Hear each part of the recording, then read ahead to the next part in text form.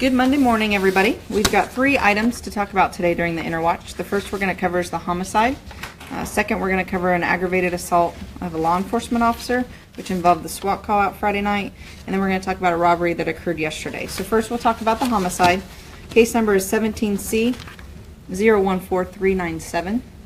17C 014397, a homicide that occurred in the 1700 block of South Yale.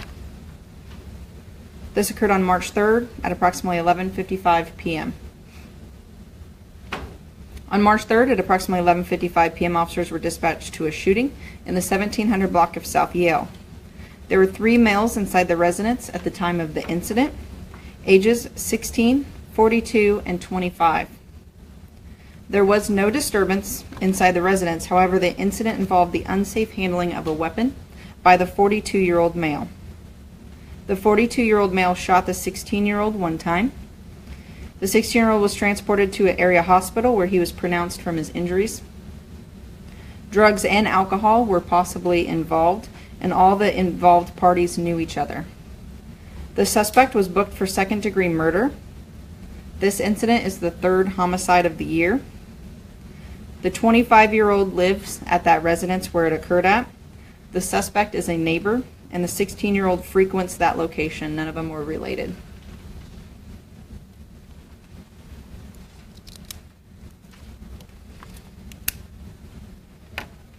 So the 16-year-old was visiting the 25-year-old's residence? Correct, yeah. 16-year-old and the 42-year-old were at the 25-year-old male's house. Are you releasing any names? The suspect's name is on the arrest sheets, and we are not releasing the juvenile's name of the victim. The gun belongs to who? I don't know who the gun belongs to. I'm not sure who the gun belongs to that was used. Was our victim shot just one time? I believe so, yes. Do we know where on the body? Upper body, I believe. So they all knew each other, they were all friends or acquaintances, not family? Correct, they all knew each other, yes. They were not related.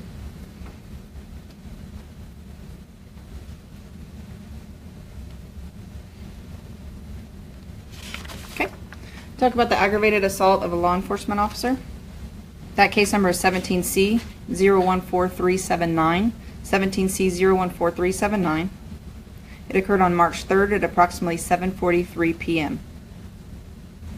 On March 3rd at 7:43 p.m., police officers were sent to the 1400 block of East Arnold for a domestic violence incident involving a weapon. Initial reports coming in advised that there was a 30-year-old female who had 3 children and had barricaded herself, and she was armed with a handgun. The children's ages were 10, 7, and 4. Officers arrived and attempted to contact the female, but were unsuccessful. Negotiators were called to the scene, along with the SWAT team. Negotiators made contact with the woman and talked to her for hours in an effort to end this incident peacefully. During negotiation, officers were confronted by the female inside of the residence, who fired 1 round from a handgun at them. There were no injuries, no officers were hurt or hit. Shortly after 3 a.m. that next morning on the 4th, negotiators convinced the female into volunteering to surrender, and she was then taken into custody uninjured. The children were also taken into custody, and they were unharmed, uninjured as well. The female was arrested and booked for aggravated assault of a law enforcement officer. Who called in that initial DV with a weapon? I believe it was whoever she was involved in the domestic incident with. And I'm not sure if it's a boyfriend, husband. I'm not sure the victim's relationship to her. Can you go over how that all went down again? So she fired the shot at officers. And they left. They did. They had come in. She fired the shot. They left, and then later she surrendered. Yeah, at some point during it, the officers were inside the residence trying to contact her. She was in a bedroom, fired around at the officers.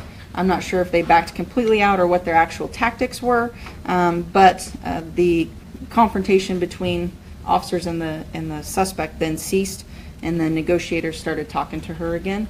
And then again, shortly after 3 a.m., I don't know when the shot was fired, but several hours after that is when she volunteered to surrender. So it's a very good outcome to this situation. No officers were hurt, no children was hurt. She wasn't hurt, and she was booked into jail for her incident.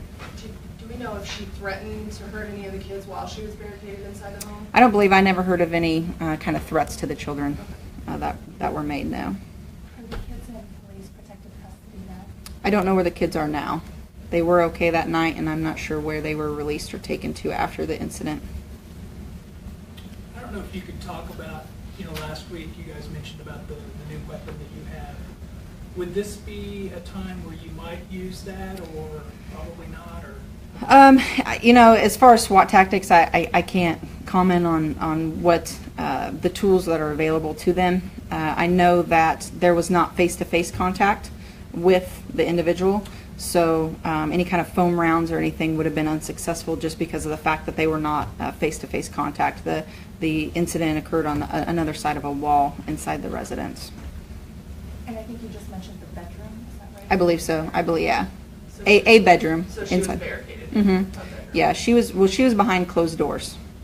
And can you say, or did you say were the kids in the same room? I don't know where the kids were at the time. They were somewhere. Yeah, they were in the house, but I don't know exactly what their location was at the time of the incident. there was no other adult in the house? No, just those individuals. Okay. A robbery that occurred last night under case number 17C 014804, 17C 014804 in the 1000 block of West Douglas. It was a robbery that occurred on the 5th at approximately 8:20 p.m. On March 5th at approximately 8:20 p.m., an unknown suspect entered the subway, which was located in the 1000 block of West Douglas, armed with a handgun and demanded cash from the business. The suspect left with an undisclosed amount of money in an unknown direction from the business and was not located in the area. The suspect description that we have is a black male, approximately 5'8", heavy build, and he was last seen wearing a black hooded jacket, black pants, and a black mask. If anyone has any information on this robbery, please contact investigators or call Crime Stoppers at 267-2111. You can remain anonymous if you have any information. Again, we would be looking at surveillance video from the business and surrounding areas, and if that's something that we can put out of good quality, then we'll definitely do so. All right, guys. Thanks for coming. Have a great day.